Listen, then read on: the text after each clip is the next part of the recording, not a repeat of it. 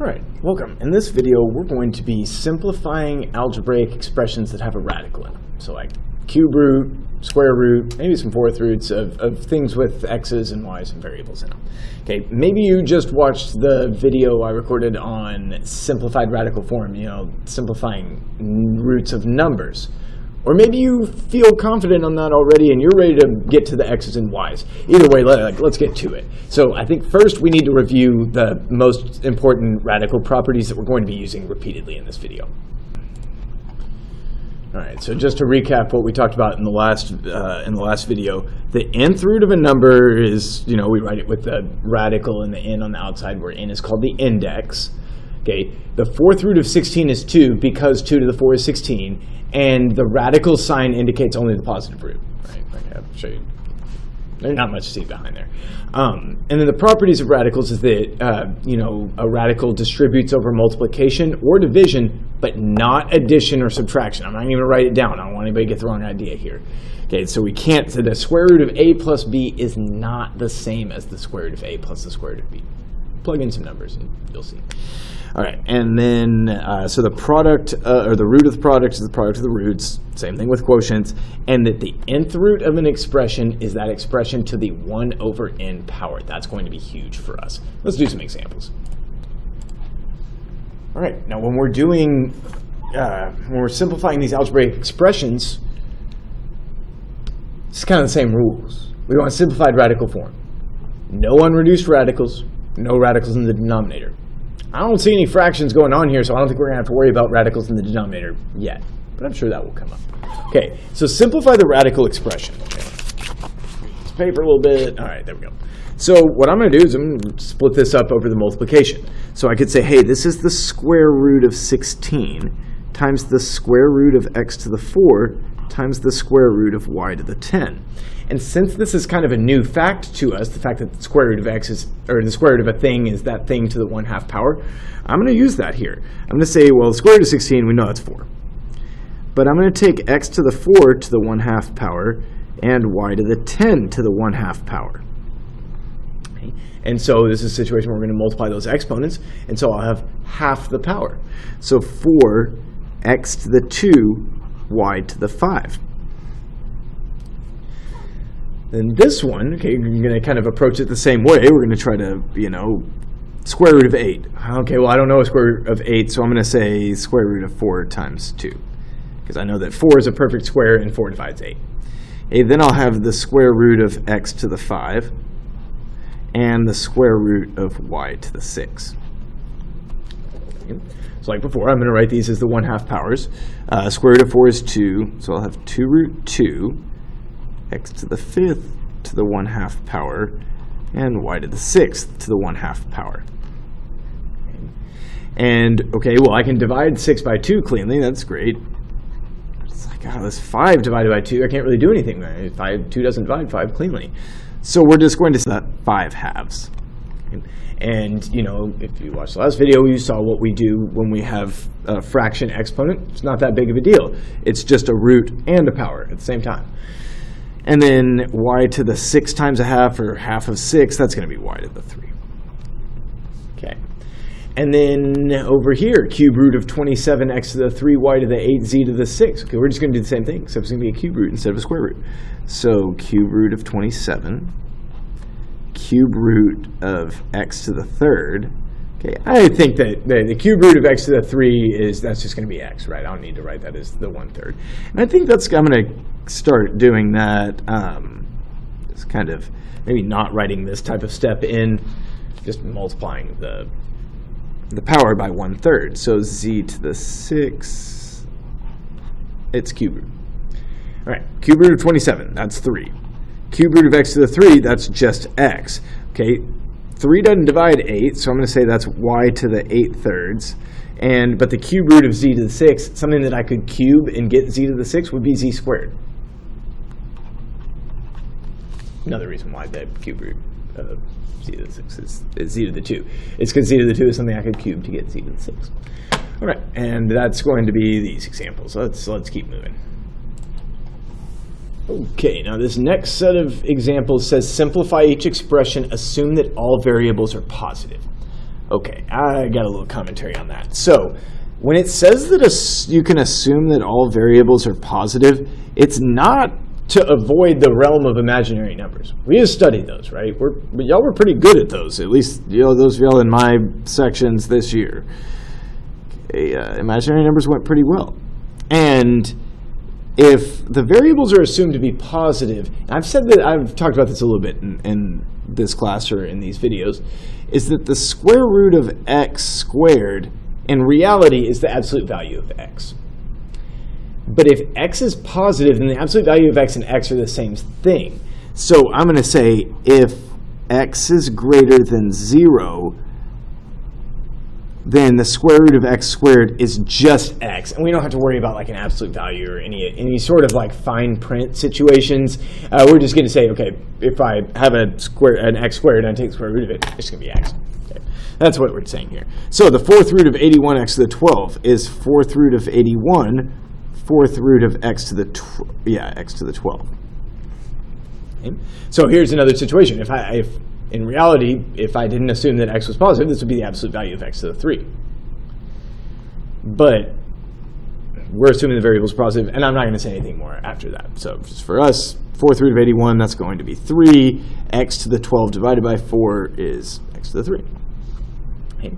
I know I said this video was going to be about algebraic expressions, but probably wouldn't be a bad idea for me to do some numbers as well. Okay, so we're going to, remember my advice is always deal with the denominator first when taking a number to a fraction power. Okay, so we're going to say the 2/3 power is the third root, then squared. So I'm going to take the third root of negative 216, which I think is going to be negative 6. Yeah, it's going to be negative 6. And then I'm going to square that. Okay, so I've got negative 6 squared, and that's going to be positive 36. Remember, it's totally fine to take the cube root of a negative number. If we take the square root of a negative number, that's going to bring in I. If we take the fourth root of a negative number, well, we're not going to be doing that in this class, but that's something that would be interesting, kind of like an extension of our discussion of imaginary numbers. That would be like the next thing. Okay, over here, cube root of x to the 6. Okay, why don't you formulate a hypothesis just in your head? What do you think this is going to be? I'm going to give you a second to think, right? Just in case you were being lazy and like, he's just going to show me the answer. No, I really want you to think about what is going to happen here. It's going to be the cube root of 27 times the cube root of x to the 6, and it's going to be 3 times x squared, because 3 is the cube root of 27, and x squared is the type of thing that if I took it to the third power, I'd get x to the 6. All right, got a few more. So I'm thinking I will work, maybe I'll just work all of them. I have a hard time knowing exactly where y'all are with this stuff, and so I'd rather err on the side of, showing you too much, kind of holding your hand a little too long before setting you loose, because there's a good set of practice problems for this homework, right? Okay, so 125x to the 6th to the negative 1/3 power. Well, I'm going to deal with these separately. So 125 to the negative 1/3 times x to the 6th to the negative 1/3. This is going to be 1 over 125 to the positive 1/3. Positive 1/3 power, that's the cube root.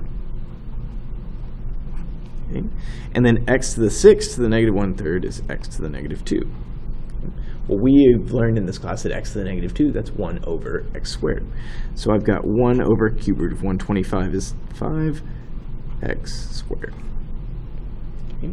Over here, okay, we're going to need to write these as a fraction power. Yeah, that'll be better. A fraction power of x. Maybe I'll even usually pause before doing that, but I don't know. I'm feeling a little lazy. All right, so x to the 7/3 times x to the 2/3. We're going to add the exponents because we're multiplying two things with the same base and different exponent. So that'll be x to the 7/3 plus 2/3 is 9/3. That's x cubed. Okay. Then the cube root of x cubed. Okay, that's x. Okay. Divided by the cube root of 27, that's 3. Okay, that was nice. Nice. Okay, but then over here, taking stuff to the 3/4 power, that's going to be a little more involved. Okay, so it's going to be 16 to the 3/4 times x squared to the 3/4 times y to the 8 to the 3/4. Okay, so 16 to the 3/4, we're going to need to deal with the denominator first, so that'll be the 4th root of 16. It's going to be 2. Taken to the 3rd power, that'll be 8, eventually. Okay, but then I'm going to have 2 times 3/4 is going to be 3/2. And then 3/4 of 8 would be 24 over 4 is 6. So the cube root of, pardon me, the 4th root of 16 is going to be 2. And 2 to the 3rd is 8. So I've got 8x to the 3/2 y to the 6. Okay. 36 to the negative 3/2. This is going to stretch my arithmetic skills, but I think I've got this. The negative power means this will be 1 over 36 to the 3/2. Deal with the denominator first. Square root of 36, then cubed. Okay, so this will be 1 over 6 to the 3rd, which I believe is going to be 216. Yeah. All right, so 1 over 216. And then the square root of 50x cubed, okay, well, it's going to be the square root of 50 times the square root of x cubed. Okay. The square root of 50, think about a square number that divides 50, that would be 25. So 25 times 2, and x cubed taken to the 1/2 power. So I'm going to multiply those exponents, 5 root 2x to the 3/2. All right. All right, now the last examples I've got for you are kind of like, do some multiplication with expressions that have radicals in them. I'm not really sure where I think it's good algebra, and I think they're good examples for us to work, so we're going to work on them. Okay, yeah, but I think we could zoom out a little bit. So this is just where we need to, I think it would be smart, I think the message I'm trying to send here is that for some of these, it might be smart to just write them as the 1/2 or the 1/3 power. Like this root x, I'm going to call that x to the 1/2 times 3 minus 4x to the 1/2. I don't know, it's all the same. And so this is going to be 3x to the 1/2 minus 4x to the 1/2 x to the 1/2. So I'd multiply those together, add the exponents. So that's 3 square root of x minus 4x to the 1st. Okay, and then if I was to distribute in a cube root of x here, that's x to the 1/3 times 3 plus another x to the 1/3. Okay. And then I'm going to say, all right, say 3x to the 1/3 plus x to the 1/3 times x to the 1/3. I'd add the exponents, that'd be 2/3. Then, let's see, I've got a couple of colors here. 2x plus the square root of 5 squared. Or 2 root x plus the square root of 5 squared. All right, maybe I'll zoom back in for this one, because I'm going to need to be a little more detailed.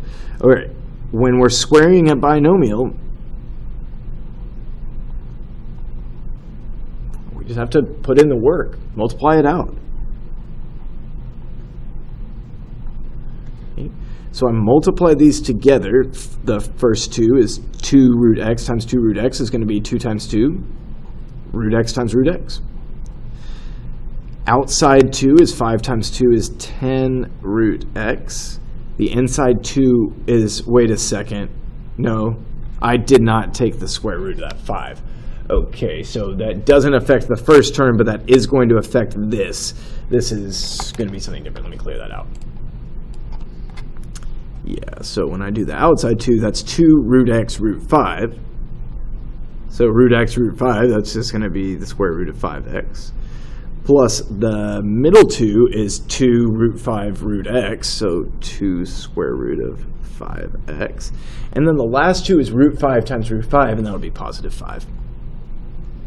Okay, now I'm going to need to combine my like terms, because these are kind of the same term. So I've got 4x plus 4 square root of 5x plus 5. Okay. Maybe you can try this next one on your own. Okay, do this one. Pause the video. Do this one, and then check your work in Spine, because I'll just flash it up here in a couple seconds after you've unpaused.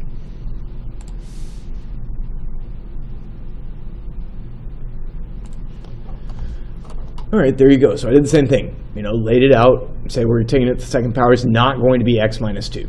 That's the most important thing for me to tell you. It's not just x minus 2. There's that middle term. And so we do FOIL. We collect like terms. We get what we're going to get. All right. Here's 2 more examples for you. So I would like for you to try these on your own as well. Okay. This is going to, like, again, this one's going to be not going to have any roots in it because it's conjugate. Wait, no, it's not. It is. I don't want to think too hard about that. Just multiply these out. Check your answer against mine. You should work this with the video pause because the answer is going to come up in a second.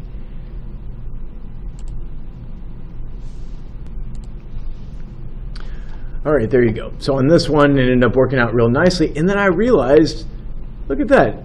Doesn't really look like it. But in light of these, you could say that this is a difference of 2 squares. And it factored into the square root of x minus the square root of 1 times the square root of x plus the square root of 1. Okay, square root of 1 is just 1. And then I did this one, did this all together. The weird thing that happened here was the last 2. When I did plus times minus is minus 3 square root of 9. That's why I got 3 times 3 is positive 9, or negative 9, whatever. You know what I'm saying. All right, that's going to be all the examples for this video. Thanks for watching. Hope this helped.